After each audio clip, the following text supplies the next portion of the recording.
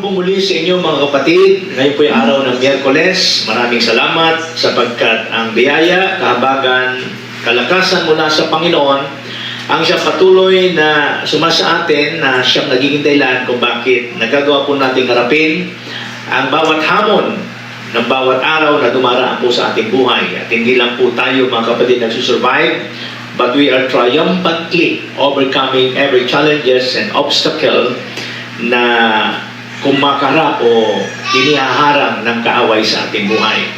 We are in a series study about divine prescription for the immunity of God's people. At tulad po ng aking sinabi sa inyo, 7 prescription po ito na aking tatalakayin.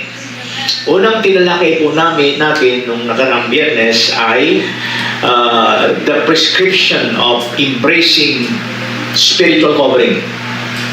And then nung linggo, tinalakay ko po yung prescription about observing the Lord's Supper. Kahapon, Martes, tinalakay ko yung pangatlo about releasing your time. Ngayon, ang tatalakayin ko is growing in spiritual maturity. Pero bago ko talakayin ito pong prescription about growing in spiritual maturity, gusto ko pong tapusin yung hindi ko po natapos kahapon about releasing your time.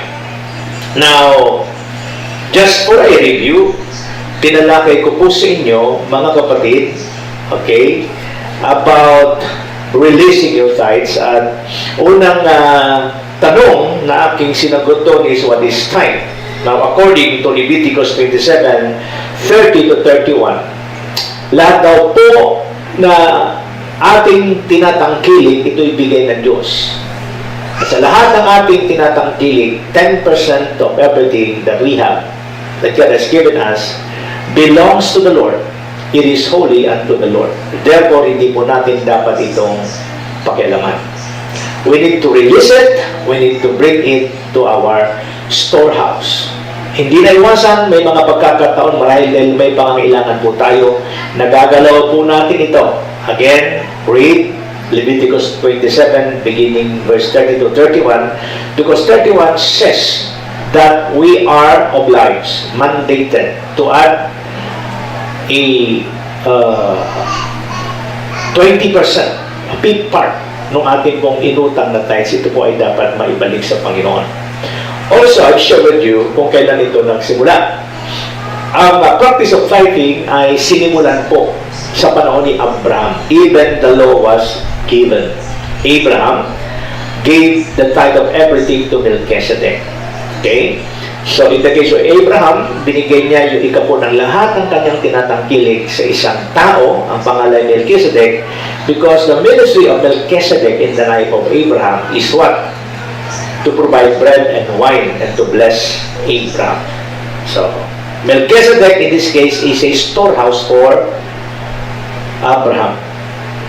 And it was continued on. Mababasa din po natin na pangako rin ni Jacob sa kanya sa Panginoon after the encounter, okay, na naranasan ni Jacob. Sabi niya, kung ako'y makakabalik ng ligtas dito po sa lupain ito, at maranasan ko, ibibigay lahat ng pangangailangan ko. Of all the things that you have given me, I will return to you 10% ng lahat ng ito. So, ulitin ko po, tithes in the Old Testament is already practiced even before the law was given. Now, when the law was given and the Israel becomes a nation, tithing becomes a form of taxation. Pag sinabing taxation, it is now mandatory for everyone living in Israel to give their tithes sapagkat ito po ang gagamitin naman doon sa templo so that the work in the temple and the workers in the temple will be sustained. That is found in Numbers chapter 18 verse 21 to 24. And then in Malachi 3 verse 8 to 12, tinalakay po natin dito. Basahin ko po muli. With a mere mortal rob God, yet you rob me, but you ask, how are we robbing you in tithes and offering? You are under a curse, your whole nation, because you are robbing me. Bring the whole tithe into the storehouse, that there may be food in my house. Test me in this, says the Lord Almighty, and see if I will not throw open the floodgates of heaven and pour out so much blessing that there will not be room enough to store it. I will prevent pests from devouring your crops, and the vines in your field will not drop their fruit before it's ripe. Says the Almighty, says the Lord Almighty. Then all the nation will call you blessed, for yours will be a delightful land, says the Lord Almighty. So, there are truths to ponder from the scripture. Number one, not releasing your tithes and giving your offering is robbing God. Okay? It's found in Malachi 3:8. And in Isaiah 17:10 to 14, lahat ng mga mandarambong, lahat ng mga nagnanakaw, actually, verse 10 to 18 pala, Isaiah 17, lahat po ng mga mandarambong, lahat po ng mga magnanakaw ay makakaranas po ng ipapadalang sakit ng Panginoon sa kanila. Okay? Second truth, robbing God with your tithes and offering exposes you to a devourer. Okay? Liwanag ko sa inyo that devourer is someone who consumes you until you are destroyed. At ito po ang consequence ng patuloy na pagnanakaw sa Panginoon. At ang Haggai chapter 1 verse 3 to 11 ay isa ring prescription dapat natin gawin kung paano po natin masusolusyonan yung mga consequence na inaabot po natin sa sandaling tayo na kinakapos kasi patuloy natin ninanakawan ang Panginoon. Okay? Number 3 truth, we are commanded to bring all the tithes into the storehouse. According to Malachi 3:10, bring all the tithes and the offering into the storehouse. Now, natapos pa ako nung nakakahapon about the two kind of storehouse. Number one, a storehouse is a person. Okay? And a storehouse is a place. Now, when we say storehouse, it is a place where the food is being kept. The question is, sino ba yung tao na nagiging storehouse na pinagbibigyan ng kanilang mga ikapo? The person as a storehouse, mga kapatid, ay makikita po natin sa picture na pinakita sa atin ni Melchizedek. Abraham gave his tithes to a person, Melchizedek, because Melchizedek is the one who provided the spiritual nourishment of Abraham. So, when you give your tithes to a person, ito po ang mga katangian ng tao na pwede niyong pagbigyan ng inyong kapo. Number one, just like in the story of Genesis 14:18 to 20, tithe given to a person is given to a pastor or a priest with kingly stature. Number two, it is given to a priest or a pastor who provides fresh spiritual nourishment that strengthen the one he ministered to. Kaya po mayroon nakalagay po sa Galatians chapter 6 verse 6 na kung kayo po ay pinagpapalang spiritual ng inyong tagapagturo, may unin din kayong obligasyon na siya po ay pagpalain nyo ng mga material na pagpapala dahil ito'y resulta ng pagpapala ng kanyang spiritual na pagtuturo. So if I am the one teaching you the Word of God, okay? At sa tuwing natuturo ako, you are being built up. You are receiving fresh spiritual nourishment. Your thank you is good. Okay? Maganda akong nagpapasalamat. But if you want to become accurate in the fulfillment of a particular scripture, don't just say thank you. If God has blessed you, share that blessing, a portion of that blessing to somebody who is teaching you the Word. Now, sa kaso ito, ako kasi nagtuturo. Hindi lang naman po ako ang ginagamit ng Panginoon para kayo ay pagpalain. Ang inyong pastor, ang ibang mga kapatid, sa sandaling mayroon kayong narinig sa kanilang pagtuturo na nung in-apply nyo, nirelease ng Diyos ang pagpapala na sobra-sobra para sa inyo.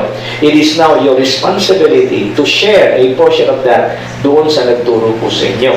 So, third, it is given to a priest or a pastor who truly empower those who are connected with him. So just like Melchizedek, ang sabi ng Bible, he blessed Abraham of God Most High. So he empowered Abraham na naging dahilan kung bakit nagawa niya ngayong tanggihan ang worldly offer ng King of Sodom. Why was Abraham able to refuse the offer of a king to give him worldly wealth? Well, because prior to his meeting with King of Sodom, Melchizedek, okay, the source of spiritual nourishment of Abraham, already intervened. And because of that, Abraham received that strength, the grace, and the power to prevail na naghintay lang kumapit na gawa niyang tanggihan ang King of Sodom. Now, the question is, who are commanded to give their tithes to a person? Okay? So, makinig kayo, inuulit ko na lang ito. Every pastor needs to honor their apostolic source. So, kung ako po, isang pastor, senior pastor pa ako ng aking church na pinagpapastorahan, which is the City of the Lord Church, ang aking daw pong tithe is to be given in honor to my apostolic source. So, kaya marami sa inyo ang nakakaalam ang aking pong tithe sa ibinibigay ko kay Dr. Jonathan David because I consider him as my spiritual source and my spiritual father. So, being the source of my spiritual nourishment, he is now my storehouse. Okay. Sino pa? Every elder or member of the church board, you are the Levites, katuwang po kayo ng inyong pastor, should give your tithe directly to your pastor. So, kung ikaw po isang elder ng church, okay, you give your tithes, okay, to your pastor directly, kasi po mayroon po yung pattern din sa Bible. It is found in Numbers chapter 18, 25 to 28. Mababasa nyo dyan na ang mga Levita ay katuwang ni Aaron. Si Aaron at ang mga Levita ay tumatanggap po ng kanilang sustenance, ng kanilang allowance para magawa po nilang maging full-time na magagawa sa templo coming from the tithes of the people. Okay? So, pag tinanggap po ng mga Levita, katuwang ni Aaron, yung mga allocation sa kanila, 10% of the allocation is given directly to Aaron as the high priest in honor to him, in obedience to God. Eh, pastor, paano yan? Ako, elders, hindi naman ako full-time. Therefore, wala akong tinatanggap sa church. Ako po'y nagtatrabaho. Ako po'y nagninegosyo.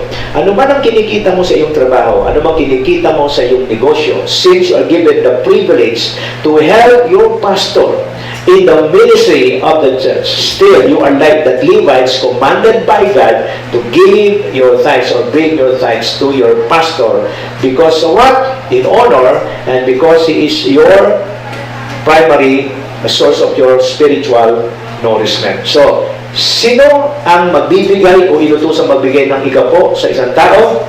Sa tao, as a storehouse, yung mga pastor, magbibigay po kayo ng inyong tithes sa inyong pong source, sa inyong spiritual father. At yun naman mga elders ng church, you are commanded to give your tithes, okay, sa inyong pong pastor. Okay? Hindi po pwede na ang elders ng isang church ay magbibigay ng kanyang tithes doon sa apostolic source ng kanyang pastor.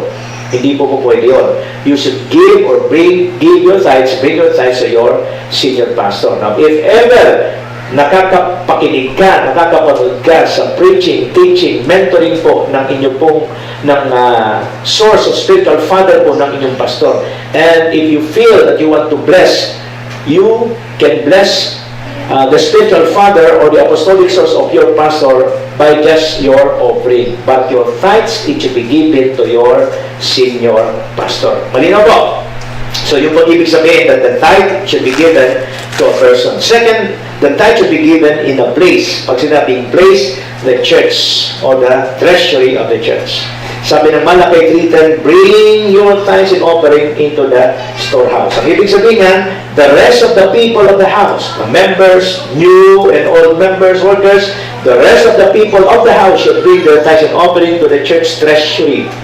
Why? Because it is intended to meet all the needs in the church, the needs of the full-time, and the needs of the operational expenses of the church. Now, what about if it's not enough to meet church operational expenses? Mga kapatid, just trust your pastor kung paano po niya i-adjust, ayusin kung mayroong mga problema. Pero tulad ng patutok ko po sa inyo, when I started to apply this blueprint on how to handle church finances, 12 years ago, 13 years ago na ang nakakaraan when I started to give my tithes to my spiritual father, my source of apostolic nourishment. Andito po, nakikinig po ang aking mga elders, okay? Hindi po namin naranasan ang magkaroon po ng deficit Samantalang yung mga elders ko are giving their tithes directly to me. Okay? Now, number 4. Nasa number 4 na po tayo. Truth to consider. Okay? By consistently bringing all your tithes to the right storehouse, you are putting into test the faithful God who commanded you to do it. Okay? Balik ulit tayo. Malakay 3, 10 to 12. Ganito po sinasabi. Bring the whole tithe into the storehouse, that there may be food in my house. Test me in this, says the Lord Almighty, and see if I will not throw open the floodgates of heaven and pour out so much blessing that there will not be room enough to store it. I will prevent pests from devouring your crops, and the vines in your field will not drop their fruit before it is ripe, says the Lord Almighty. Then all the nation will call you blessed, for yours will be a delightful land, says the Lord Almighty. So, God promised to all of those who will bring their tithes and offering accurately, consistently. What are those promises? Letter A. He will open the floodgates of heaven to pour out His abundant blessing. He will open the floodgates of heaven to pour out His abundant blessing. Alam po ba ninyo, ito pong lockdown na to, isa po sa aking tinitingnan, isa po sa aking inoobserbasyonan, ay yung kalagayan po ng ating mga kapastoran at ng ating mga miyembro. At ako po'y nagulat because mayroon pong mga patutuo na hindi ko inaasahang mangyayari sa ganitong panahon. Halimbawa, one of my pastor connected with me na taga Norte, taga Isabela, kung kailan po nagkaroon ng pandemic at na lockdown, nag-birthday, niladuluhan po ng mga miyembro ng church ng brand new motorsiklo. Isang brand new na motorsiklo. Tagal na po siyang nagpapasto doon. Nung wala pa itong crisis, ay nagpipray na talaga siya na magkaroon. Okay? Pero praise God, 2 weeks ago, hindi ako nagkakamali, nag-birthday siya, and he was surprised by his church members. Ang regalo po sa kanya ay hindi barong, hindi sapatos, hindi rubber shoes. Ang regalo po sa kanya ay isang bago, brand new na sasakyan. Last week, may mag-asawa pong dumalaw sa bahay. Nakalusot po sila sa checkpoint at nagdala po sila ng prutas, ng mga pagkain, at masaya po silang nagkwento sa akin na kung kailan pa nag-lockdown, saka po nagkaroon sila ng patrabaho, ang kanilang bubungan ay naayos, ang kanilang kwarto'y pinapalitan po ng anong tawag doon? Ng granite na. So sabi ko, magkano nagagastos inyo? Sabi niya, baka mabuto na 75,000. Okay? Kung kailan pa nagkaroon ng pandemic, kung kailan pa nagkaroon ng crisis, sabay, nagpapatrabaho pa. Also, the same week, itong nakaraang linggo, may isa pong leaders, tumawag po sa akin, isang leader ng church, tumawag po sa akin, tuwan-tuwa. Kasi nga, 2.5 months po silang walang trabaho, work from home. Ang expectation niya, 50% lang po ng kanyang sweldo ang ibibigay ng kumpanya. Subalit nagulat siya, tuwang-tuwa siya, at ang sabi ho niya sa akin, Pastor, binigyan ho kami ng blessing, higit pa ho sa 14-month pay. Actually, ito yung pinakamalaking blessing na binigay po sa amin ng kumpanya. And he is not expecting the company na ibigay sa kanila mas malaki sa 13-month pay, mas malaki sa 14-month pay. At siya po'y nagpasalamat ang sabi niya, Pastor, naniniwala ako na ang lahat ng pagpapalang ito ay nangyari. Bakit? Kasi sa mga prinsipyong itinuturo niyo. Nakalimutan ko, first week of April, may tumawag sa akin. Sabi niya, Pastor, nagpadala pa ako ng blessing sa inyo. Alam niyo kung magkano yung blessing? 3 times of the tithe na binibigay niya sa akin. 3 times. Kung kailan nagkaroon ng pandemic, na-triple pa yung kanyang tithe in honor. First time, first week po ng April, kasagsagan po ng ating pong kasagsagan po talaga nung lockdown, no? Yung first to second week ng April, ito yung talagang ang pakiramdam po natin, we are uncertain, no? And praise God, mayroong ganitong mga patutuo. At ito po ang isang nakita ko. Lahat po sila na nagpatutuo sa akin. They have one thing in common. Alam niyo ano one thing in common nila? Their testimony is that they are strongly connected with me as their source of spiritual nourishment. How they strengthen their connection? By being consistent, by being faithful, by being accurate in the way they honor the source of their spiritual nourishment. So in a way, God provided an immunity from them. Immunity from the devourer. Okay? Ano yung ginagawa ng devourer? Ninanakawan ho tayo. But there are people during this lockdown testifying to me na sa alin na sila'y nakawan, sila po ay patuloy na pinagpala ng Panginoon. So He will open the floodgates of heaven, to pour out that abundant blessing. Another promise ng Panginoon sa mga magiging faithful sa pagbibigay ng kanilang ikapo. He will prevent pestilence that before the source of your income and blessing. Ang sabi ng Bible, I will rebuke, I will prevent the pest from devouring you. Sa ibang translation, I will, what? I will stop. Okay? Pipigilin niya. Okay? Ang devourer. Okay? Ang nagnanakaw sa lahat ng inyong pinagkakakitaan. Alam mo ninyo, isa pong epekto ng coronavirus ay maraming kumpanya, trabaho, negosyo ang nagsara. More or less 5 million po ang inaasahan. Baka sumobra pa sa 5 million ang inaasahan na mawala ng trabaho. So pag nawala ng trabaho, anong mangyayari? Gutom. Hindi lang inawala ng trabaho, kundi yung pamilya umaasa sa kanila. So, during this pandemic, mga kapatid, isa sa ginagawa ng demonyo ay nakawin ang mga source, ang mga pagpapala sa papaanong paraan, yung mga source natin, trabaho, negosyo, pinakikitaan po natin ay magsara. But, releasing your tithes and offering can what? Provide you immunity from all those devour. So He will prevent pestilence that devours the source of your income or businesses. Sabi ito, pangatlo, He will cause others to envy you because they will see how God blesses you in the place of your primary assignment. Then all the nation will call you blessed, for yours will be a delightful land, says the Lord Almighty. So, imagine that, your testimony in the midst of this pandemic, may mga tao na nagtataka sa inyo. Bakit? Abay, kung ang mga tao sa kanilang kapaligiran ay kinakapos, naghihirap, nakikita nila ano nangyayari sa iyo, pinagpapala. Okay, nagkakaroon ng mga bagong gamit, nagpapaayos ng bahay, hindi nawawalan.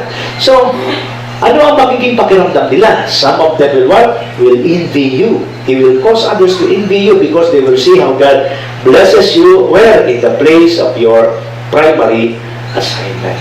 So these are the promises God will give to those who will what? Observe or release their tithing. Pastor, ano ang masasabi nyo? Ang tithing daw ay nasa Old Testament. It is an Old Testament practice. Hindi na dapat ito gawin ngayon. Now, to answer that question, let me bring you in the book of Matthew, chapter 23, verse 23. Napakadali lang po nito. Matthew 23, verse 23. Ito po ang tugon ng ating Panginoon patungkol dyan. Okay? Kasi may mga tao na kini-question. Hindi na yan sa panahon ngayon. Alam nyo ba, kadalasan po sa mga taong kini-question ng ikapo, kadalasan maring hindi lang, pero kadalasan, ito rin yung mga taong hindi nagtatites. Okay? So, go back to Matthew 23, verse 23. Kahabag-habag kayo, mga tagapagturo ng kautusan at mga pariseo, mga mapagkunwari, binibigay ninyong ikasampung bahagi ng naani ninyong yerba buena, ruda, linga, ngunit kinakaligtaan naman ninyong isagawa ang mas mahalagang turo sa kautusan. Sino po kinakausap dito ng Panginoon? Yung pong mga teachers of the law, mga Pharisee, mga religious leader. Bakit? Kasi pinagpamalaki nila na sila raw po ay faithful, consistent, accurate sa pagbibigay ng 10%. Okay? Pero ang sabi ng Panginoon, ano? Ngunit, kinakaligtaan naman ninyong isagawa ang mas mahalagang turo sa kautusan, ang katarungan, ang pagkahabag, at ang katapatan. Ang sabi ng Panginoon, huwag ninyong kaligtaang gawin ang mga ito. Okay? Kahit na tamang gawin ninyo ang pagbibigay ng ikasampung bahagi ng ani. Ulitin ko sinabi ng Panginoon, huwag niyong kaligtaang gawin ang mga ito. Ano yun? Katarungan, pagkahabag, at ang katapatan. Sabi niya, huwag niyong kaligtaan gawin ang mga ito, kahit na tamang gawin ninyo ang pagbibigay ng ikasampung bahagi ng ani. So the Lord does not condemn the giving of tithes in the New Testament. In fact, He encouraged them to do that. Kaya lang ang sabi niya, habang ginagawa niyo ang pagkakaloob ng inyong ikapo, okay, huwag niyong kaligtaan ang paggawa ng katarungan, pagkaabag, at ang katapatan. Okay, isa pang talata na kung saan magpapatunay at magre-reinforce sa katotohanan that tithing is still a continuing practice sa mga taong nagtitiwala sa Kanya. It's found in Numbers chapter 18, 17 to 21. Let's go to NIV translation. Okay, Numbers 18. Okay. Verse 17 to 21. But you must not redeem the firstborn of a cow, a sheep, or a goat. They are holy. Splash their blood against the altar and burn their fat as a food offering and aroma. Okay? Pleasing to the Lord. Their meat is to be yours, just as the priest and the wave offering and the right thigh are yours. Whatever is set aside from the holy offerings, the Israelites present to the Lord, I give to you and your sons and daughters as your perpetual share. Nakita nyo? Whatever is set aside from the holy offerings and Israelites present to the Lord. So ano ba yung mga holy offerings? Ano ba yung pinipresent ng mga Israelites sa Panginoon? Namumuna-uro ng tithing.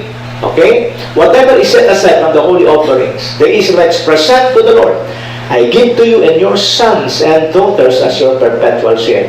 It is an everlasting covenant of soul. Ibig sabihin, the keeping of tithes, the giving of offering to the Lord, okay, that to be received by the temple workers, it is an everlasting covenant of soul. Ibig sabihin, it is a practice that needs to be preserved before the Lord for both you and your offspring. So, it is what? A continuing practice. Okay? Hindi lang kayo, kundi ang iyong mga anak. So, this scripture, Matthew 23, Numbers 18, 17, 21, tells us that the practice of tithing is still encouraged by the Lord. All the pagdating sa New Testament, to be honest with you, my giving is not limited by the 10%. I am already offering in the grace of giving. Pag sinabing grace giving, it is above. Okay? Ulitin ko pag sinabing grace giving, it is more and above the tithe. Because grace is better than the law. Okay? Even before the law, tithes was given. When the law comes, it becomes a mandatory.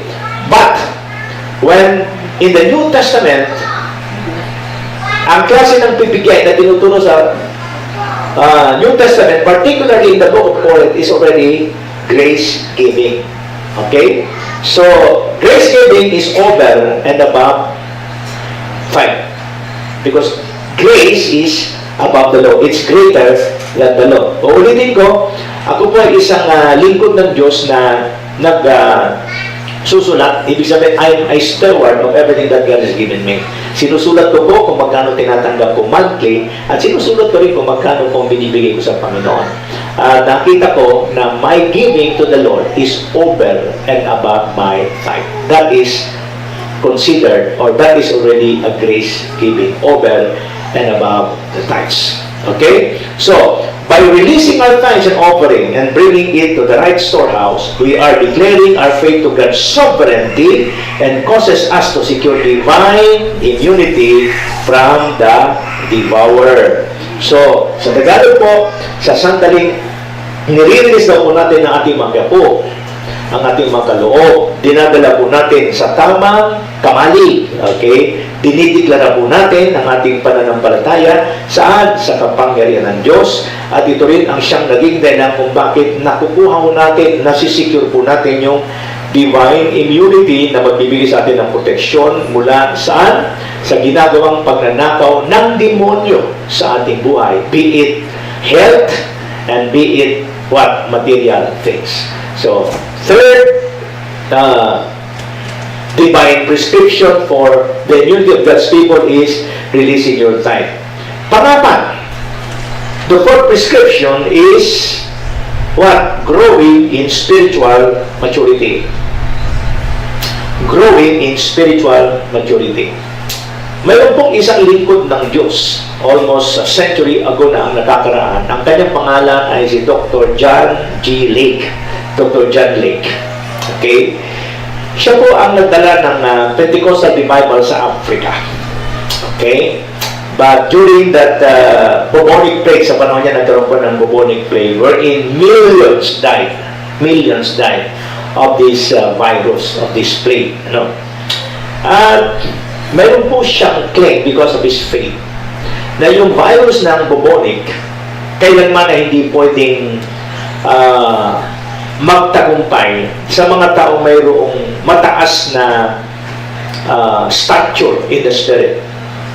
Ang claim po niya is hindi magtatagumpay, hindi kakapit sa katawan ng isang taong mayroong malalim na pagkakilala sa Diyos, mayroong mataas na stature in the spirit. Now, for him to prove that claim, okay, mayroon pong media, mayroong mga grupo ng tao na talagang sinubukan. So, ang ginawa po nila, kumuha po sila ng lungs, baga, mula sa isang taong namatay sa bubonic plague, at ito po ay nilagay sa kamay ni Dr. John Lake. At nung ito po ay nilagay, may microscope pong nakafocus. At sila'y nagulat kasi immediately yung pong bahagi nung baga, yung lungs ng namatay na tao dahil po doon sa bubonic plague, nung ito po'y mapasapalat ni John Lake, instantly namatay po yung bacteria o yung virus. John Lake had proven to them na kung mayroon po tayong mataas na stature in the spirit, okay, kung mayroon po tayong malalim na relasyon sa Diyos, mayroon po tayong wholesome relationship with God, our spiritual maturity reaches to the point of Christ is seen in us. Okay? Through that testimony, you can read that in Wikipedia, sa internet, sa Google, mababasa niyo yan. John Lake, okay, Dr. John Lake and the bubonic plagues. Pinatunayan niya na pwedeng maging immune ka sa lahat po ng ito. So, spiritual maturity can access divine immunity. Let's study a scripture na mag-back up po ng claim na ito. It's found in Haggai. Let's go to Haggai chapter 1, beginning verse 1 to 11. Okay? Haggai chapter 1 beginning verse 1 to 11, ito po ang talatang pagbabasihan natin that the prescription about growing in spiritual maturity will secure for our divine immunity. Chapter 1 beginning verse 1 to 11. In the second year of King Darius, on the first day of the 6th month, the word of the Lord came through the prophet Haggai to Zerubbabel, son of Shealtiel, governor of Judah, and to Joshua, son of Josadak, the high priest. This is what the Lord says. These people say the time has not yet come to rebuild the house, the Lord's house. Then the word of the Lord came to the prophet Haggai. Is it a time for you yourself to be living in the paneled houses while this house remains a ruin? Now this is what the Lord Almighty says. Give careful thought to your ways. You have planted much, but harvested little. You eat, but never have enough. You drink, but never have your fill. You put on clothes, but you are not warm. You earn wages, not only to put them in purse with holes in it. This is what the Lord Almighty says. Give careful thought to your ways. Go up into the mountains and bring down timber and build my house, so that I may take pleasure in it and be honored, says the Lord. You expected much, but see, it turned out to be little. What you brought home I blew away. Why? Declares the Lord Almighty. Because my house which remains a ruin, while each of you is busy with your own house. Therefore, because of you the heavens have withheld their dew, and the earth its crop. I put for a drought on the fields and the mountains on the grain, new wine, the olive oil, and everything else the ground produces on people and livestock, and all the labor of your hands. Dito makikita po natin na pag ang templo o ang tahanan pala ng Panginoon ay hindi po pinagtulong-tulungan na isaayos ng kanyang mga anak. The warning of the Lord in verse 11, ito po ay hindi lamang posible, kundi marami na pong kasaysayan. Okay? Marami na pong kasaysayan sa nakaraan na ito ay nangyari. Ano sinasabi ng verse 11? I called for a drought on the fields and the mountains, on the grain, the new wine, the olive oil, and everything else the ground produces, on people and livestock, in all the labor of your hands. So pag ang tahanan pala ng Diyos, ang pangangailangan sa tahanan ng Diyos ay ini-ignore, hindi po binibigyan pansin ng mga anak ng Diyos. Isa rin po pala ito sa dahilan kung bakit nakakaranas po ang sangkatauhan ng tagutom. Tagtigang. Okay? Verse 11, yun ang sinasabi. Now, let's go to the truth. Truth to ponder from these 11 verses in the book of Haggai, chapter 1. In Haggai 1, 1-4, balikan ko ulit. In the second year of King Darius, on the first day of the 6th month, the word of the Lord came through the prophet Haggai to Zerubbabel, son of Shealtiel, governor of Judah, and to Joshua, son of Josadak, the high priest. This is what the Lord Almighty says. These people say the time has not yet come to build the house. And the word of the Lord came to the prophet Haggai. Is it a time for you yourself to be living in your father's house while the house remains a ruin? The first one to ponder from the scripture, the people of God in the time of prophet Haggai live in comfortable life, but ignore the building of the ruined temple. Ulitin ko ha, ang mga tao ng Diyos sa panahon ni Propeta Haggai, maganda ang buhay. Kaya lang, wala silang pakialam sa sirang tahanan ng Diyos. Second truth, the temple speaks of the believer's life that needs to be strengthened and built up. Sa ating panahon, ang templo na tinutukoy dito speaks of the believer's life that needs to be strengthened and built up. In 1 Corinthians chapter 3, verse 16, it says, don't you know that your body is the temple of the living God? In the Old Testament, a temple is a place where the glory of God can descend. It is also the place where the people can come and minister to God. Sa ating panahon, the temple is now our body. So the temple speaks of the believer's life that needs to be strengthened and built up. So paano ba pinagtitibay ng Panginoon ang ating buhay bilang templo ng Diyos? In Acts chapter 20 verse 32, Acts chapter 20 verse 32, ito po ang paraan ng Diyos kung paano patibayin ang ating buhay. Okay. Ang sabi ng Bible, now I commit you to God and to the word of His grace, which can build you up and give you an inheritance among all those who are sanctified. Ang sabi ng Bible, the way to build our lives is for the Lord to give to us the word of His grace. Now, the word of His grace speaks of the now word of God. It speaks of revelation. It speaks of impartation. The word of grace speaks of the current word, the prophetic word, the preceding word. So when the people of God keep on receiving, consistently receiving the now word of the Lord, fresh manna from heaven, wala po ho kayong kamalay-malay. Your spirit is being built up. Your life is being built up. Kaya kung mapupuna po ninyo during this lockdown, then every day we are receiving fresh manna from heaven. Palagay ko marami sa inyo magpapatuto sa akin that your life is built up. Pinalakas po tayo ng Panginoon. I commit you to God and to the word of His grace, which can build you up. And because we are built up in our lives, ang sabi, and give you an inheritance. Some of you ay nakapagpatotoo patungkol po sa mga pagpapala. Why? Because all those blessings is intended by God, okay, for His people are built up in the Spirit through experience. Okay? Revelation chapter 3, 14-22. Ito po yung paalala bakit kinakailangan pong patuloy nating palakasin ang ating pong buhay.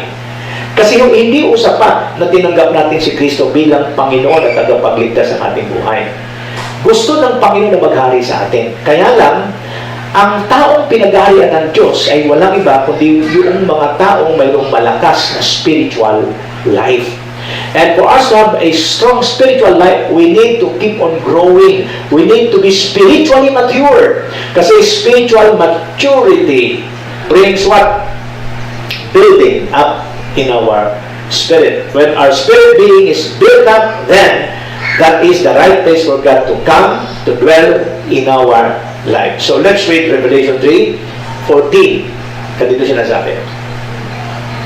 Revelation chapter 3, beginning 14. To the angel of the church in Laodicea write, these are the words of the Amen, the faithful and true witness, the ruler of God's creation. Sabi niya, I know your deed, that you are neither cold nor hot. So this is the problem of this believer, this church. Malahininga. Ibig sabihin ng malahininga, yung spiritual life nila ay masyadong mahina.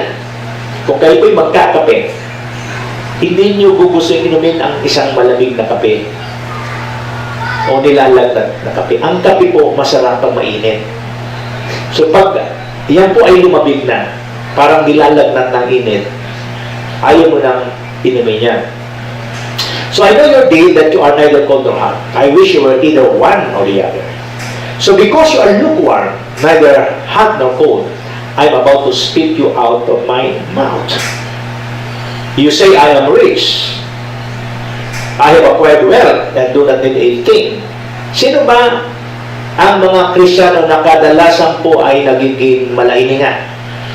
Ito po yung mga nagsasabing sila'y mayaman, sila'y nagkaroon ng maraming ari-arian, at hindi na nangangailangan. But you do not realize that you are wretched, pitiful, poor, blind, and naked. I counsel you to buy me gold refined in the fire, so you can become rich, and white clothes to wear. Okay? So you can cover your shameful nakedness, and salve to put on your eyes so you can see. Sabi ng Bible, huwag mong pagmalaki na mayaman ka na, huwag mong pagmalaki na matagumpay ka na, dahil marami ka ng ari-arian. Okay? Huwag mo sabihing mayaman ka. Okay? Ang hindi mo alam, dahil sa iyong pag-iibang, dahil sa iyong kayamanan, ang spirito mo, ang buhay mo ay nakakaawa. Ang totoo, in the spirit, ikaw ay mahirap. Ang totoo, ikay bulag. Ang totoo, ikay ubad. So I counsel you to buy from me gold refined in the fire. Ang isa yung gold refined in the fire. Ito po yung mga mananampalataya na matagal nang walang dinaraan ng matitinding pagsubok sa buhay. In the Bible, yung matinding pagsubok serve as what? A fire. Okay, that refine us like gold. Diba, karamihan po sa mga tao na kung saan sa sobrang yaman at dahil wala po silang mga karamdaman, walang mga pagsubok, nagmamalaki pa. In the book of Psalm, I think Psalm 72 or 71, 71, 72 or 73, yung salmista po ay matisod-tisod na eh. Bakit? Kasi kung ikukumpara niya ang kanyang sarili doon po sa masama, ang laki po ng pagkakaiba. Bakit? Siya ay matuwid, pero ang daming problema. Samantalang yung kakilala niya, kapitbahay niya, napakayaman, walang sakit, walang karamdaman, malakas. Pero namumuhay sa kasalanan. Pero ang sabi ng Bible, sabi po ng salmista, halos matisod-tisod siya.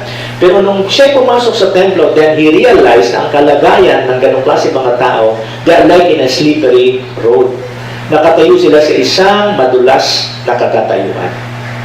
So, ang ibig sabihin nito, praise God for prosperity, praise God for material blessing. But, kung ang lagi nating patuloy, puro na lang ito, alam nyo ba isang disadvantage niyan? Yung ating pong pananampalataya ay maaring hindi na kumikinang. The way for our faith, okay, para kuminang is to go through what? A fire. Kasi ang ginto, yun po ang prosesong dinadaanan para siya po ay maging makinang at maging makintab. Kaya sabi ng Panginoon, I counsel you to buy from me gold refined in the fire. Okay, so you can become rich. And white clothes to wear speaks of righteousness. So you can cover your shameful nakedness. At nasabi to salve and start to put on your eyes. Dayang-daya ka na sa nakikita mo. Pero ang payo ko sa iyo ay ano? Mapunasan ang iyong mga mata para makita mo ang tunay mong kalalagayan. Verse 19, those whom I love, I rebuke and discipline. So be earnest and repent. Here I am. I stand at the door and knock. If anyone hears my voice and open the door, I will come in and eat with that person and they with me. So what happened here? Jesus Christ is now standing, okay, at the door.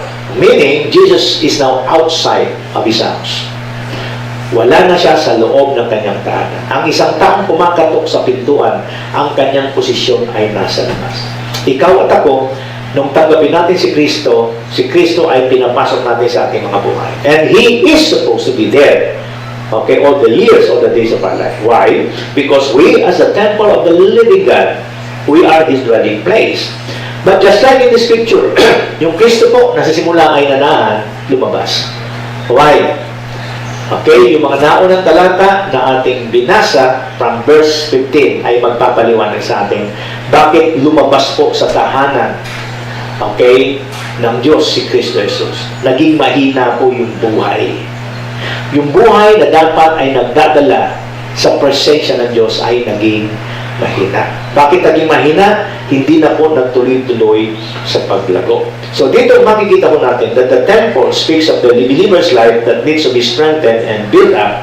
Kasi kung hindi ito magiging matibay, ang mangyayari, yung Kristong ating tinanggap ay lalabas. At pag nasa labas siya, ano mangyayari? We are now exposed sa lahat ng gawa ng kaaway. The third truth, okay, na ating makikita po rito is a ruined temple or life attracts the destroyer or devourer to steal everything that you're supposed to enjoy. Okay, ulitin ko ha. A ruined temple or a weak life attracts the devourer to steal everything that you're supposed to enjoy. Balik ulit tayo sa Hagay. Makikita po natin ang katotohanan yan muli sa Hagay chapter 1 verse 5. Okay? Ang sabi ko rito, now this is what the Lord says, give careful thought to your ways.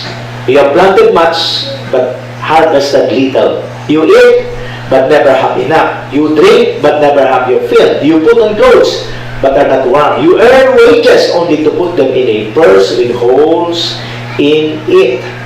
Baba po tayo sa verse 9 to 10. You expected much, but say it turned out to be little. What you brought home I blew away. Why? Declares the Lord Almighty. Because of my house which remains in ruin. Nakita nyo? Because of my house which remains in ruin, while each of you is busy with your own house. Remember this, John 10:10. The thief cometh not but to steal, kill, and destroy. If we will not grow continually to build our spiritual life, we are inviting the devil, the devourer, to take everything that we're supposed to enjoy. Yan po ang nangyari po sa mga tao sa panahon ni Hagay. Okay? Nagtatanim kayo, pero hindi kayo umaani. Mayroon kayong damit, pero hindi nyo maramdaman ang init na dulot nito. Naglalagay kayo ng pera sa bulsa, pero ang bulsa nyo parang butas. Abay, nakakapagod po yung ganyang klase po. Trabaho ka ng trabaho, walang pinupuntahan ng income mo. Okay? You earn wages only to put them in a purse. Why? Sabi nga, because of my temple that lies in ruin. Okay? So, a ruined temple or life or weak life attracts the destroyer or devourer to steal everything that you're supposed to enjoy. Number 4, truth to ponder. Building our lives and become spiritually mature is what will bring pleasure and honor to the Lord, that will make us success the favor of God. Ulitin ko, building our lives and become spiritually mature is what will bring pleasure and honor to the Lord, that will make us success the favor of God. Haggai 1:7-8. This is what the Lord Almighty says. Give careful thought to your ways. Verse 8. Go up into the mountains and bring down timber and build my house, so that I may take pleasure in it and be honored, says the Lord. Ulitin mo verse 8, ha?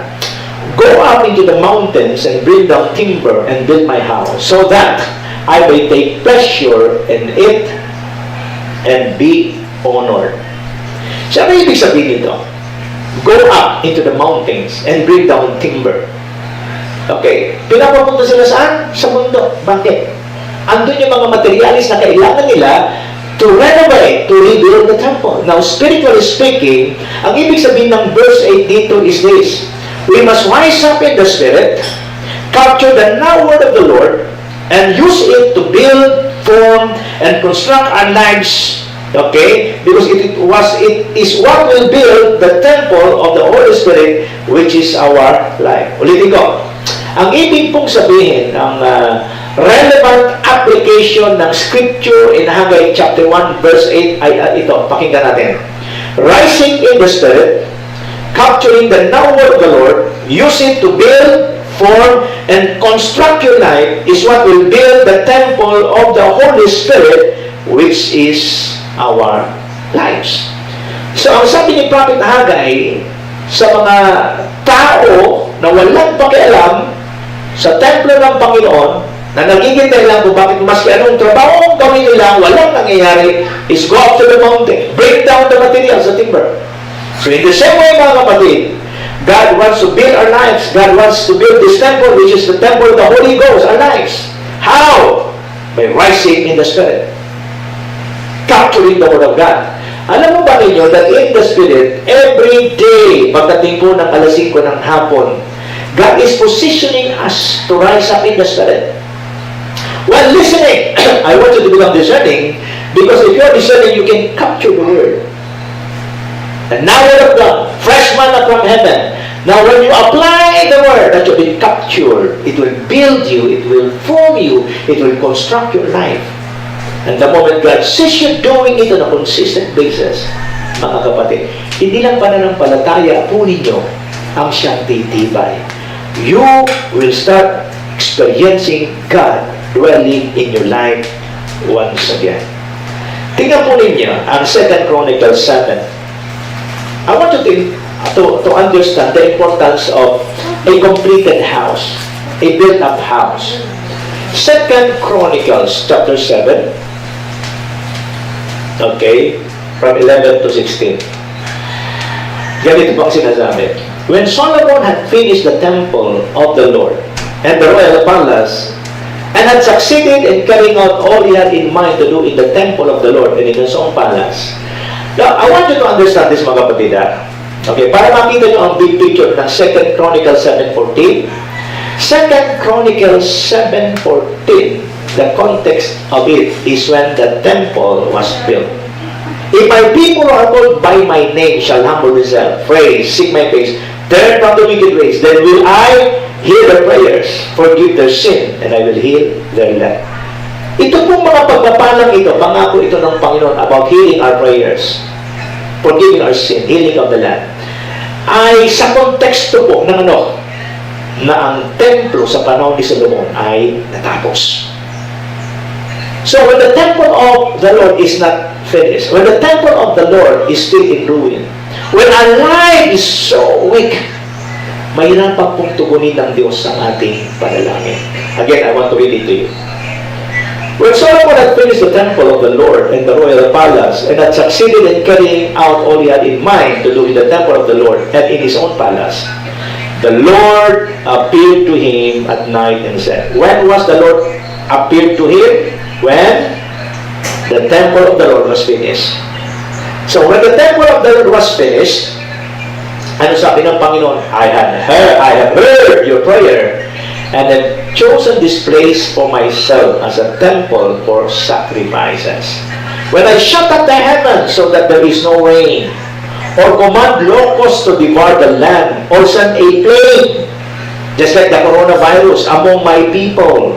If my people who are called by my name will humble themselves and pray and seek my face and turn from the wicked ways, then I will hear from heaven and will forgive their sin and will heal their land. Now my eyes will be opened and my ears attentive to the prayers offered in this place. I have chosen and consecrated this temple so that my name may be there forever, My eyes and my heart will always be there. Ang tinutukoy dito?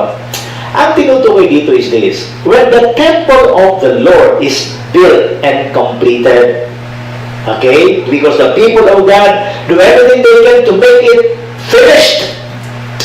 Then the temple will become a place of what? Sacrifice and prayers to be offered.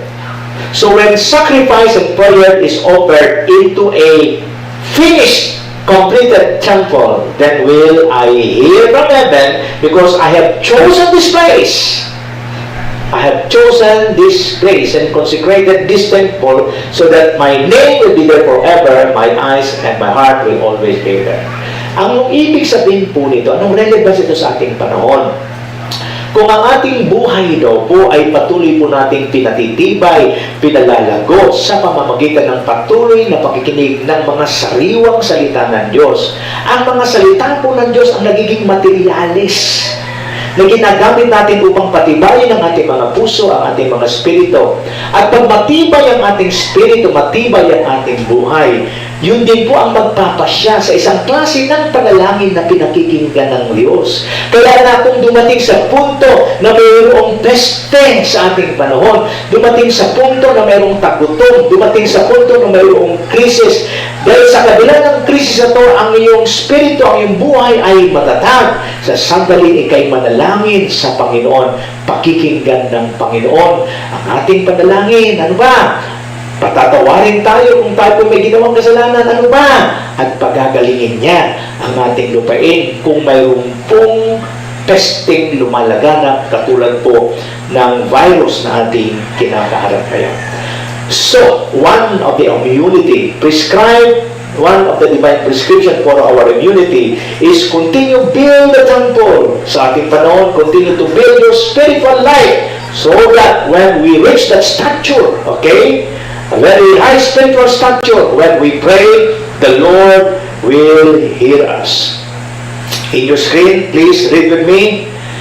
Just like a built up and completed temple, if a believer continues to grow in his spiritual maturity, he will be able to reach the place of immunity, because that is one of the blessings being attracted by a man of a stature. Uulitin ko po Just like a built up and completed temple, if a believer continues to grow in his spiritual maturity, he will be able to reach the place of divine immunity, because that is one blessing being attracted by a man or a person of stature. Kaya kung mapupuna po natin in Revelation chapter 4 verse 1, the Spirit of the Lord is saying to Apostle John, come up higher. Come up higher, because I'm going to show you the things to come. We will never see what God is doing kung tayo po'y mananatili dito po sa level, sa dimension ng mundo. But if we continue to grow in our stature, we will be able to see things in the spirit world, and the moment we see, we'll understand, and the moment we understand from God's perspective, malaki pong chance ang magagawa natin accurately kung ano ang dapat gawin natin sa ating kapanahonan. Matthew chapter 4, verse 1 to 11, ito po yung kwento ng ating Panginoong Jesucristo when He was tempted in the wilderness. So, when the Lord Christ, Jesus Christ, was tempted from the devil, gusto kong sabihin sa inyo mga kapatid, in verse 11, Matthew chapter 4, verse 11, the devil left him. Bakit ito iniwanan siya ng demonyo? Because he was immune.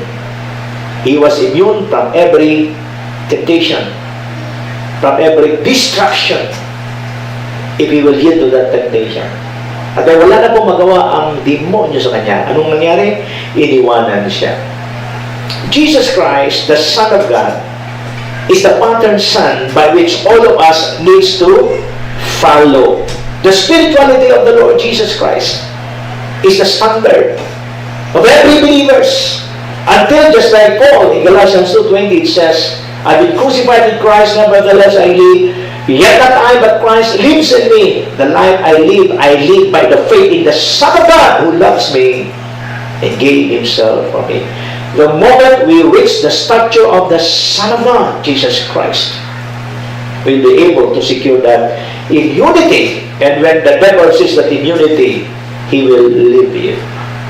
Wala ko siyang business sa atin. At dahil wala siyang business sa atin, tayo po ay lalayuan niya. Another statement, read it in your screen.